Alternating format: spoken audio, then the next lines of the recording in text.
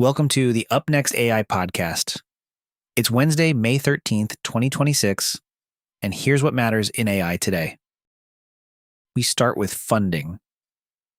TechCrunch reports that Kevin Hartz's firm A** has closed its third fund at $450 million. The firm says it takes a generalist approach, investing across AI applications, fintech, healthcare, and security. And TechCrunch reports that average check sizes for this fund will run between $3 and $5 million. Why this matters? On a day without a giant frontier model release, this is still one of the clearest market signals in the mix. A fresh $450 million pool aimed at early-stage companies tells you capital is still available for AI startups, but it's being framed as part of a broader software and infrastructure landscape, not as AI in isolation. TechCrunch also reports the goal is to back at least 30 startups, which gives a sense of how widely that money may spread over the next couple of years. So the takeaway here is simple. Even with plenty of noise around model cycles and product launches, serious venture firms are still raising large funds and explicitly keeping AI near the center of the thesis. From funding to scientific infrastructure. Microsoft Research has published a new update on MatterSim, its AI system for material science. Microsoft says the project now includes faster large-scale simulation, experimental synthesis work tied to its predictions, and a new multitask model called MatterSim MT. There are three concrete points here. First, Microsoft says it accelerated MatterSim v1 inference by 3 to 5 times and integrated it with the LAMMAPS simulation package, which matters because it pushes the tool closer to large-scale, practical research workflows. Second, Microsoft says it previously used MatterSim v1 to identify tetragonal tantalum phosphorus as a potential high-performance thermal conductor, and now says that material has been experimentally synthesized and measured at 152 watts per meter Kelvin, which the company says is close to silicon. And third, Microsoft is introducing MatterSim MT, a multitask foundation model for materials characterization that goes beyond potential energy surfaces alone. The bigger picture is that this is what AI looks like when it moves past chat interfaces and into scientific computation. The claim is not that AI has solved materials discovery.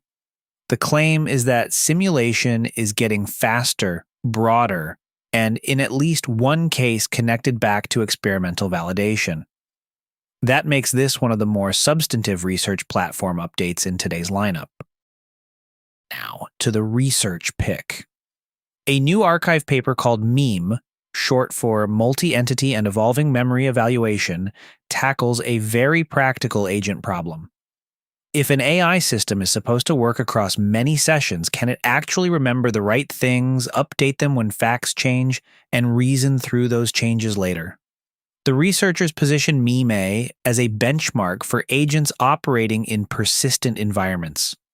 In plain English, this is about whether an agent can keep track of multiple people, projects, or facts over time, instead of just answering one prompt well and forgetting everything else. The paper says prior benchmarks mainly looked at single entity updates. MEME expands that to 6 tasks, including cases where information depends on other information, where something should be absent, and where a deleted fact should stay deleted. And the results in the paper are the interesting part. The authors say all evaluated systems struggled badly on dependency reasoning in the default setup, with average accuracy of 3% on cascade and 1% on absence, even when static retrieval looked adequate. They also say prompt optimization, deeper retrieval, less filler noise, and stronger models mostly did not fix the gap. One file-based agent paired with Claude Opus 4.7 partially improved things, but the paper says that came at roughly 70 times the baseline cost. Bottom line, memory in agents is still much weaker than the demos suggest, especially when facts change and interact.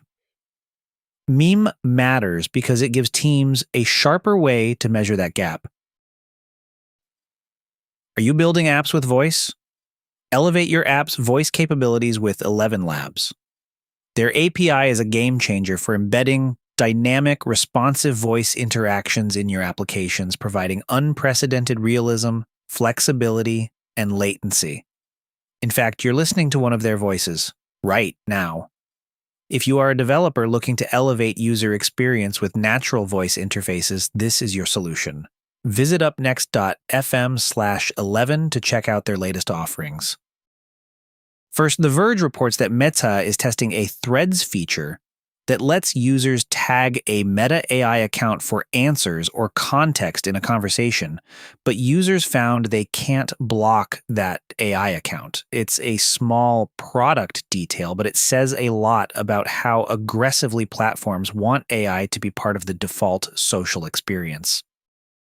Next, developer Simon Willison notes that in the new alpha release of his LLM tool, most reasoning-capable OpenAI models now use the /v1/responses endpoint instead of chat completions.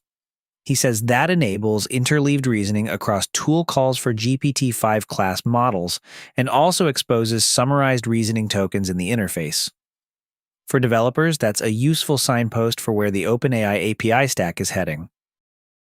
Also from OpenAI, the company published a recap of Parameter Golf, which it says drew more than 1,000 participants and more than 2,000 submissions.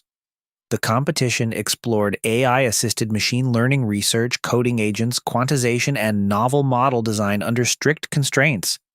The interesting part here is less the contest itself and more the picture it paints of AI-assisted research becoming a participatory engineering workflow. And Simon Willison is back in the headlines with a separate security-flavored experiment called CSP Allow List Experiment. He shows an app running in a CSP-protected sandboxed iframe with a custom fetch flow that can surface blocked domains to the parent window and ask the user whether to allow list them, then refresh. It's niche, but it's the kind of hands-on tooling work that often turns into better patterns for secure AI app interfaces. Finally, Amazon's Panos Panay addressed rumors of a new phone. The Verge reports that Panay said Amazon is not necessarily planning to release a smartphone while stopping short of fully ruling it out. The report ties that speculation to an Alexa-enabled AI phone codenamed Transformer, more than 10 years after the Fire phone was abandoned. So, no confirmation there, but definitely not a clean denial either. Before we wrap up, a quick note. This podcast is generated with the assistance of AI and is intended for informational purposes only. All referenced articles, research, and commentary remain the property of their original authors and publishers. If you enjoyed this episode, don't forget to subscribe, rate, and leave us a review. And that's your briefing for today.